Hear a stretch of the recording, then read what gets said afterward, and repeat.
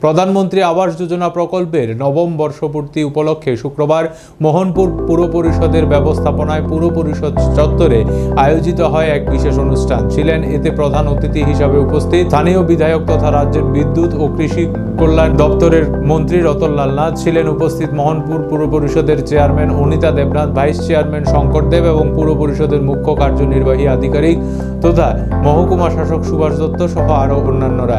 অনুষ্ঠানের শুভ সূচনা পর্বে অংশগ্রহণ থাকায় এলাকার প্রবীণ নাগরিকের হাতে ফুলের তোড়া তুলে দিয়ে সংবর্ধনা জানান তাদেরকে মন্ত্রী।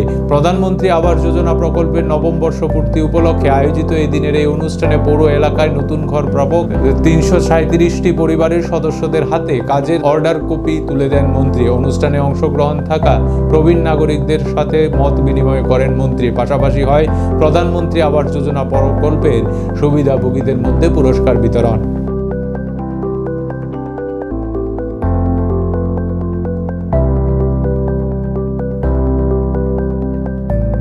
এখানে ফুলের গাছ যেমন থাকবে এবং বসার ব্যবস্থা থাকবে। এখানে পরশু দিনে আমরা সই করেছি 25 লক্ষ টাকা এখানে স্যাংশন করেছি পার্কের জন্য।